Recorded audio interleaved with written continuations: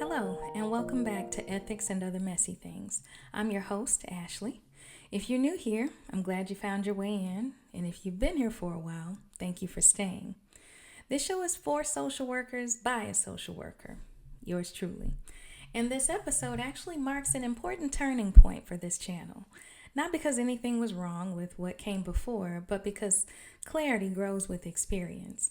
And this moment has given me the clarity to name what this space is really here to explore.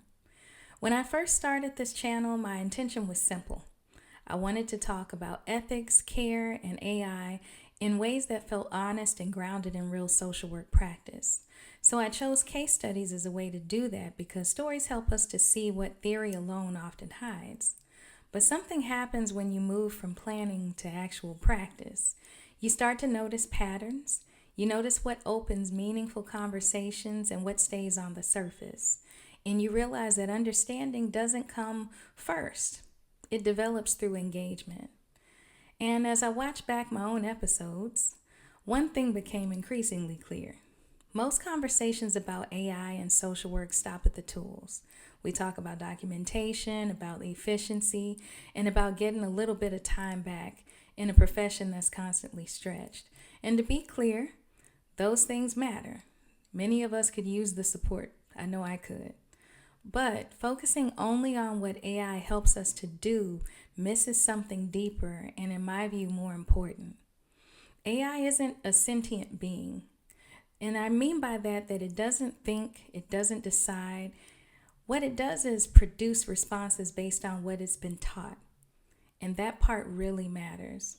When we ask AI questions about social work, about documentation, risk, or decision making, what it gives us back is shaped by the data and the patterns it was trained on. And that training includes existing descriptions of our profession, our policies, our workflows, and the way care has historically been delivered. So what AI produces is not just information. It's a reflection of what it's learned about us. And if we look closely, we can see where that reflection falls short. We can see outdated assumptions, we can see oversimplifications, places where harm has been normalized, and not because anyone intended it, but because systems allowed it to persist. And I think that's where the opportunity lives. AI doesn't improve on its own. It improves through our input. And when social workers understand that, something shifts. Instead of only asking how AI can help us work faster, we can actually start asking what its responses are revealing about our profession. And we can notice the gaps, the biases, the blind spots. And we can use that awareness to become more intentional about how we engage with these tools. And hopefully, over time, through collective effort, that intentionality matters because what we reinforce, we teach. And what we teach is what gets reflected back. And this is where my focus has shifted to. Not away from the AI tools, but just deeper into them. Not just looking at what they produce on the front end, but what they reveal on the back end. If AI reflects our patterns, then it also reflects our gaps, the space between our intentions and our actual impact. The place where our ethics are clear in theory, but strained in practice.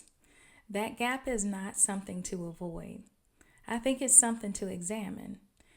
And that is where this channel is here to do. That's what this channel is here to do moving forward.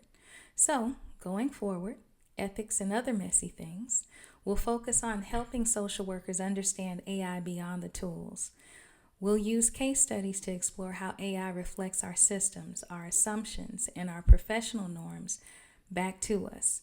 And we'll talk about practice and decision making, and about documentation and workflows, and about ethics, boundaries, and responsibility, not to assign blame, but to build awareness. Because awareness gives us the opportunity to grow. And growth gives us the opportunity to rebuild parts of our work that no longer serve the people we're trying to help. And so this moment does not require us to rush. It invites us to pause and to look more closely and move forward with greater intention. So, this isn't about using AI more. It's about practicing social work more intentionally in a world that's changing fast. And if we treat this moment as an opportunity for reflection, growth, and rebuilding what no longer serves care, we don't just keep up, we protect our clients, our profession, and ourselves. So, thank you so much for listening, and I'm excited about the road ahead. Till next time.